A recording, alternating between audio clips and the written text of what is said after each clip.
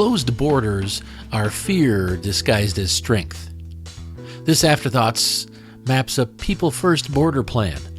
Dignity, due process, legal pathways, and targeted enforcement. That means care plus order.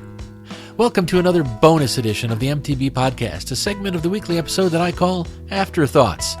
This is my favorite part of these weekly presentations because it gives me a chance to dig a little deeper into something that came up during the main episode. If your theology needs a wall to feel safe, it's not protecting faith, it's protecting fear. That's our starting point. And yes, I know, walls feel simple. Kind of like buying the heavy-duty lock for your front door and calling it a security strategy. But we're grown-ups. We can hold two ideas at once. We all want safety, and we also know fear shrinks our circle of care until there's hardly anyone left inside. Sometimes not even us. Here's the thesis in plain language. Closed borders thinking is unchristian and unhumanist because it shrinks the circle of care. It turns people into categories and it turns mercy into membership. The practical alternative is a people-first policy. Not slogans, not vibes. A people-first policy means starting from a place of respect and dignity. Things like humane processing, families kept together, language access.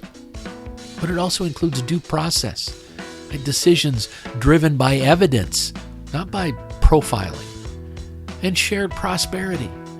Legal pathways and fair labor rules so that work lifts communities instead of exploiting them. That's morality you can measure. Now, as for the tone of our conversation in this episode, I'll try to be direct, kind, and myth-busting. We're going to trade social media memes for facts, and we'll trade fear for steps that actually work at the legal and policy level. You don't have to agree with me on every point. I'm asking you to keep your values visible while we look at the real world together. Because people aren't problems to be managed. People are neighbors to be included under the same laws and protections. If your faith tradition says, welcome the stranger, we'll talk about how that looks Monday at 10 a.m., not just Sunday at 10 a.m. If you're a secular humanist, we'll ground it in dignity, fairness, and outcomes that reduce harm. So let's exhale, set the fear down, and get a little curious. What if the opposite of a wall isn't chaos, but better doors? What if secure and humane can live in the same sentence and in the same policy? That's where I'll try to take us right now. Okay, let's set our values table before we serve the policy entree, shall we? We've been looking at readings from the Christian Bible as myth with a moral. Right? Stories that point beyond themselves to how we treat people right now. Now, one point each from this week's readings. 2 Kings says, help didn't depend on identity. Aid crossed borders and status. In 2 Timothy, though, that warned that zeal sort of curdles into danger the moment it becomes a gatekeeping contest. And in Luke 17, it nudged us to aim our gratitude at the real helpers and the systems that make help accessible. And when we put those together, the core takeaway is simple enough to fit on your fridge. People first, identity tests never. People first, identity tests never. If your definition of we gets smaller as your fear gets bigger, that isn't holiness. That's cowardice. Compassion doesn't need a castle with a moat. Compassion just needs a plan. So here's the humanist overlap. Values we can agree on, whether you pray, meditate, or just drink coffee and try to do the right thing. Dignity. I treat every person as an end, certainly not as a political prop. Fairness. Right? Same rules, same protections for everyone. Truthful speech. Let's look at facts, not memes. And then equal protection. And no extra hoops to jump through for the people with the least power. Now, those aren't abstractions. They're design specs for policy. Dignity, fairness, truthful speech, equal protection. So as we move on, I guess that's our compass. Not, are they worthy, or are they here legally? No, we're going to ask, what helps, how soon, and how do we measure it? And we'll keep our tone kind and our eyes open, and we'll keep our circle wide. If faith is in the picture for you, then let it show up as open doors. If it's not, then let ethics do that job. Either way, the assignment is identical. Expand our definition of we on purpose. All right, let's do some friendly myth busting. All right, facts on the table and fear off the mic. Myth number 1, open borders equals chaos. Yeah, well, here's the reality. Humane mobility actually brings more order, not less.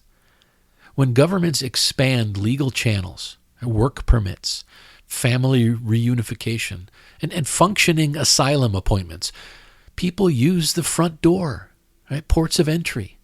They don't use the smuggler's back routes. Lots of studies and lots of recent program data show that facilitating legal pathways reduces the number of irregular crossings and concentrates enforcement on those things that are genuine risks. So here's the translation. More visas and appointments means fewer desert treks and a lot less smuggling. And here's a quick note on drugs. The bulk of hard narcotics, the overwhelming majority of hard narcotics are intercepted at legal ports of entry, which means smarter screening beats bigger fences. Myth number 2, immigrants are here to take our jobs. Well, here's the reality. In a number of key economic sectors, agriculture, elder care, hospitality, construction, immigrant workers fill shortages and often complement native-born workers. But the best big picture read from the national academies is that immigration's long-term effect on the wages and employment of U.S.-born workers overall is very small. And any negative effects tend to fall on prior immigrants or a narrow slice of the lowest educated workers. The takeaway isn't punish workers, it's enforce labor laws so bad employers can't undercut anyone. All right, myth number 3, undocumented means more crime. Now, here's the reality. The data say the opposite. Immigrants, including the undocumented, are less likely to commit crimes than native-born Americans. Texas, deep red Texas, the only state that tracks immigration status on convictions, consistently shows far lower conviction rates for both legal and undocumented immigrants than for U.S.-born citizens. National reviews of available state-level data echo that same pattern. But fear sells, yeah? But the numbers say we shouldn't buy it. All right, myth number 4, they don't pay taxes. Okay, here's the reality. Millions of people without Social Security numbers file returns every year using IRS individual taxpayer identification numbers, ITINs. Payroll withholding and sales taxes hit those people too. In recent IRS tallies, millions of ITIN filers reported billions in taxable income and paid billions with a B into Social Security and Medicare, benefits that most of them cannot claim. That's not a free ride. That's contribution without access. Zooming out, immigrants overall pay hundreds of billions in federal, state, and local taxes that fund schools, hospitals, and roads. It's really that simple. Myth number 5, and this is similar to number 4. My tax dollars are going to support illegals. Here's the reality. Billions of dollars in federal taxes flow from so-called blue states and sanctuary cities to the red states. Those red states get far more federal tax dollars than they pay in, which means the tax dollars paid by those illegals are going to programs that support many of the people who seem to hate them the most. Now that's ironic. And as an aside, an immigrant who is undocumented is no more illegal than someone with an outstanding parking ticket. Sneaking into the country without proper paperwork is not a criminal offense. It's a civil offense. So it doesn't make you illegal. It doesn't make you a criminal. Okay, so what does good policy look like? Right? What has been proven to work? Well, build more legal doors, more work visas that are issued in a timely manner. Focus on family reunification. Real asylum appointments with more judges to review applications quickly. With a small fraction of the current ICE budget, we could do all these so well that people will prefer to use them. We can maintain due process and target enforcement at smugglers, traffickers, and wage theft rings. We can enforce labor standards so no one gets undercut, which means that everyone except the shady employers would benefit. That's it. Fewer fences, better doors, smarter rules. But if you need a pithy response for all those border fearmongers out there, I'll give you 2 that you can use. Here's the first. Punish wage theft, not workers. Right? Punish the employers who are undercutting and aren't paying appropriately, or are hiring undocumented workers and paying them below the minimum wage, knowing that they can't complain. Right? Punish wage theft, not workers. Here's the second one. The more legal doors we build, the fewer fences we need. That's an easy one to talk about. More legal doors, fewer fences. Bottom line, open borders isn't chaos. It's shorthand for humane, lawful mobility that aligns with dignity, due process, and shared prosperity. It's what most of us would expect if we decided to move to another country. We're just arrogant enough to believe that, well, we should be treated well no matter where we want to live. Why don't we treat everyone else the way we think we should be treated? All we need to do is build better doors, aim enforcement where it counts, and the crisis looks a lot more like a system finally doing its job. I didn't always think this way. For years, I bought the hard borders equals safety line. It just sounded sensible, like adding another lock to your front door. I've got the lock on the handle and I'm going to add a deadbolt. Well, then I moved to El Paso. And overnight, my caricatures that I had in my mind met real people and real geography.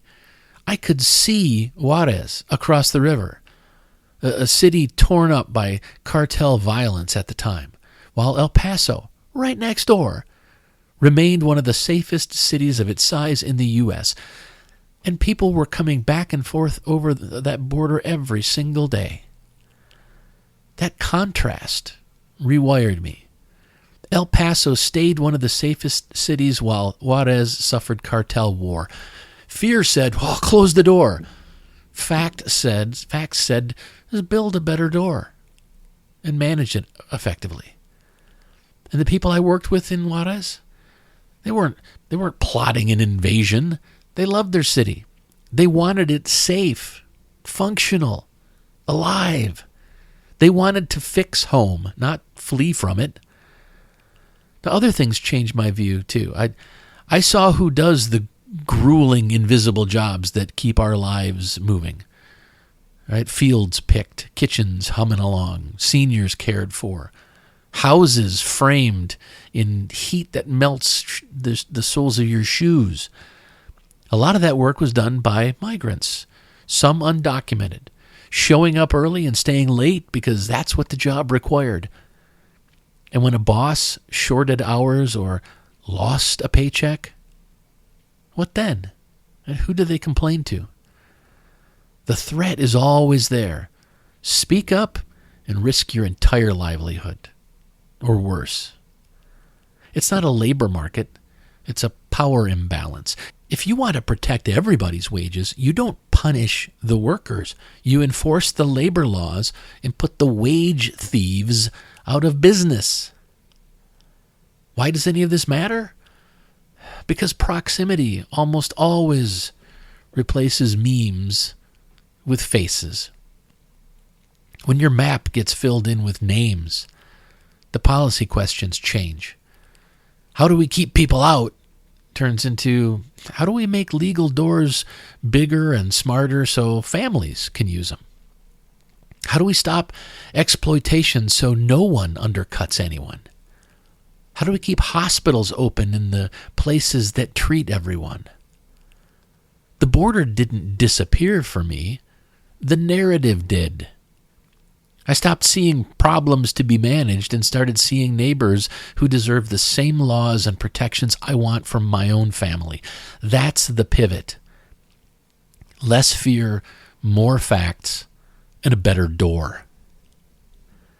All right, let's follow two trails of thought that don't care about memes. The money and the hospital beds. So we'll start with the local economy.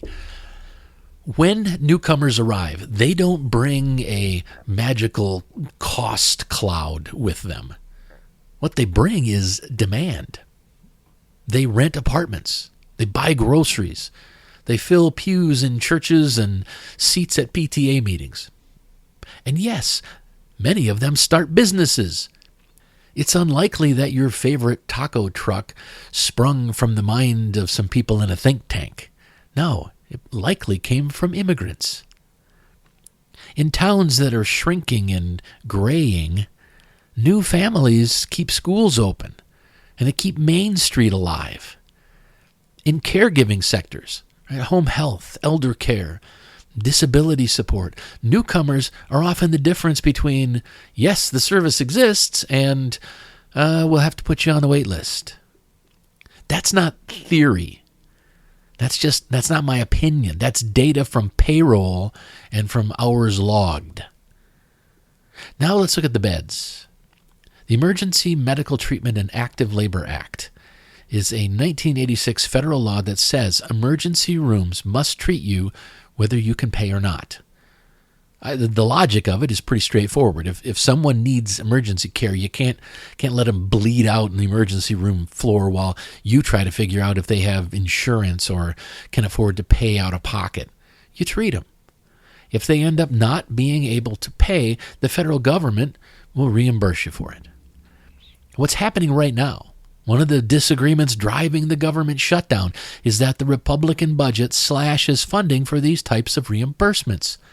Now, some politicians, like the Speaker of the House, claim this is simply a way to stop waste, fraud, and abuse. But let's be clear. If they cut the reimbursements that help hospitals cover those costs, care doesn't stop.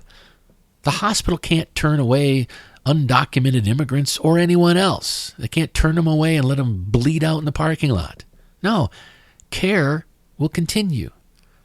But the hospital will start bleeding cash. Rural hospitals can only do that for so long before they have to cut a ward or cut certain services or close down entirely. Who loses? Well, everyone within an hour's drive. Farm injuries, heart attacks, complicated births, kids with asthma. If you love your rural hospital, fund the patients it actually treats. That's not soft on borders. That's pro-ambulance arrives in time. So here's the better question. Not how do we stop care, but how do we fund efficient care for everyone who's here?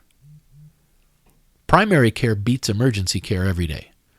Community clinics beat late-night ER visits. Inclusive coverage, so people can see a doctor before something explodes. Well, that saves money and lives. It also reduces the unpaid ER tab that sinks so many hospitals. Your spreadsheet doesn't have to be progressive to notice that clinic visit equals small dollars and ICU late at night equals lots of dollars. What policies actually move the needle, though? Well, here are 4 things I think we could try.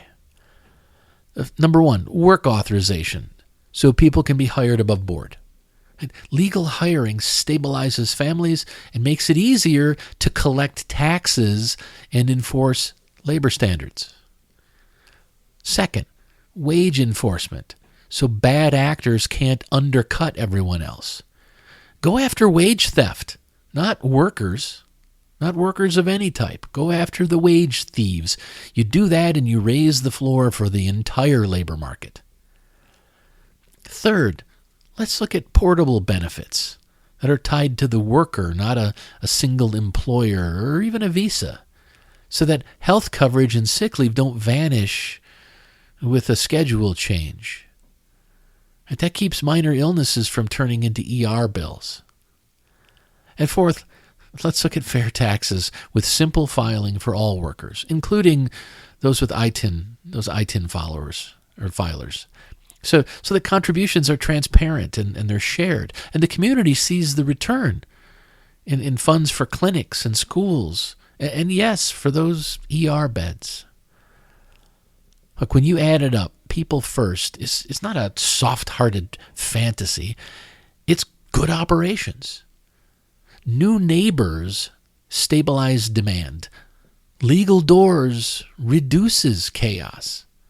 Enforced labor rules protects everyone's wages. Funded clinics and hospitals keep the entire community standing. That's the economy and the beds talking. And the economy and the beds are not partisan. All right, let's help ourselves navigate this in the real world with a simple metric. Care plus order. Not either or. A care without order can start to fray. Order without care can crush people. We need both, and both are absolutely possible. So here are the steps I propose. Step 1, provide dignity. Start where every single ethical tradition starts, the person in front of you. Humane processing means shade, water, medical triage, bathrooms. Yes, dignity is that basic, but also information in a language people actually speak. Keep families together unless a court says otherwise. Give folks a clear, written next step. Kindness is not chaos. Kindness is clarity with manners. Step 2, ensure due process. Do it for everyone. Decisions should ride on evidence, not on somebody's verbal accent, their skin tone, or especially not the headlines or the social media blasts from anyone, even that fella in the White House. That means allowing asylum seekers to establish credible fear through interviews with competent interpreters. All right, when you seek asylum, you have to explain why you're seeking asylum, what you're claiming to fear. You can't do that without competent interpreters. But it also means giving them access to counsel or legal orientation. And it means managing case tracking that doesn't just vanish into a black hole. Hold individuals accountable for crimes. Stop treating entire categories of people as if they all have a verdict against them. Group blame is lazy, it's ignorant, fearful thinking, and it fails in court if it's allowed to get there. Step 3, expand legal pathways. The fewer legal doors we have available, and the harder those doors are to access, the more people end up squeezing through the fences. So add doors, more work visas tied to specific labor needs, right? Agriculture, caregiving, construction. Offer faster family reunification so people don't wait a decade to bring their family along with them. And then modern asylum scheduling so appointments aren't a 3 a.m. lottery. Right? Digitize the paperwork, hire more adjudicators, and post-processing times like a grown-up agency does. Look, when the front door works, the back door goes unused. Step 4, focus on targeted enforcement. Aim that big-ass hammer of yours where the real harm lies. Traffickers, smugglers, wage thieves, gun runners, truly proven violent actors. Coordinate with labor departments to bust exploitation so that bad employers can't undercut the good ones. Stop spending scarce resources on apprehending parents whose biggest crime is having an appointment with an immigration court. Smart enforcement protects communities and restores trust. Here's the moral clarity piece. When a Christian nationalist stance treats immigrants like Samaritans to be shunned, it turns its own champions into the priest and the Pharisee walking by, not the neighbor who stops. If your faith says welcome the stranger, then let it change what you fund and how you vote. And the humanist clarity is the same, just in different words.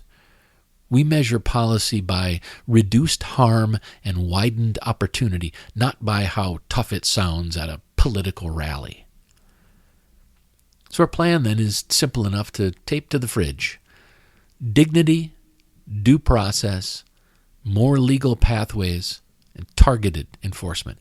If a proposal increases those 4 things, we're definitely scoring high on the care plus order metric.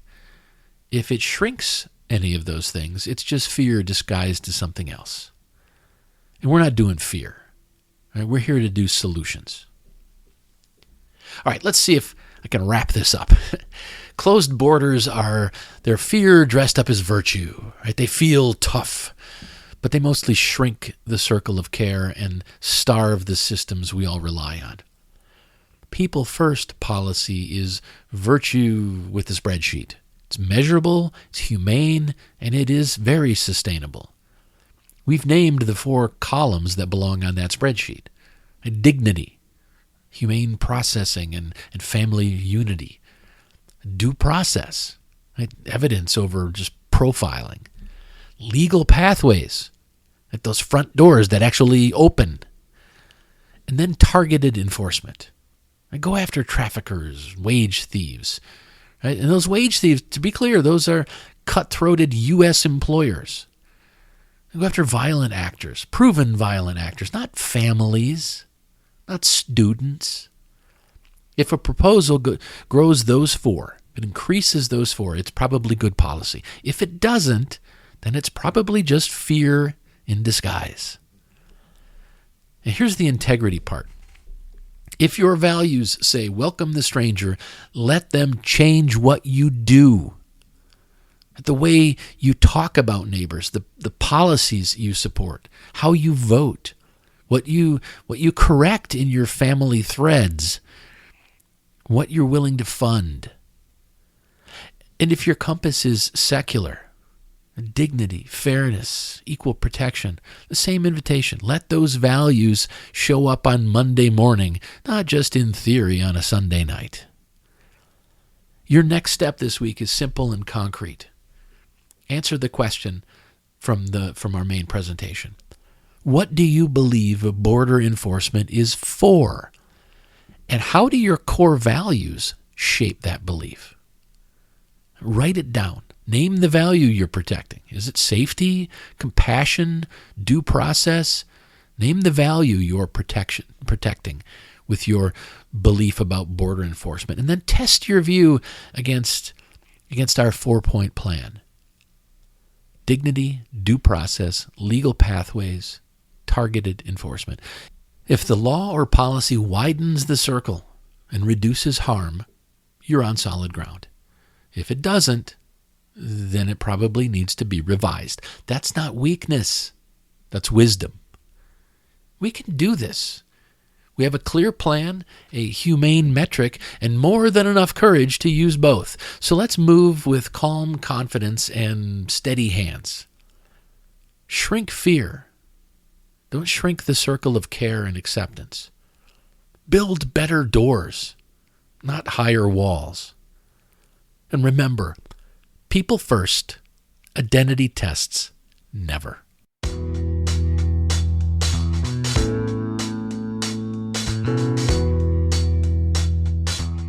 All right, thanks for joining me for this episode of Afterthoughts. If you want to keep up on everything I'm doing, please head over to thecodaproject.com and subscribe to my newsletter. You'll get notifications whenever I publish anything, and I'll keep you updated on the weekly live streams of mythologizing the Bible.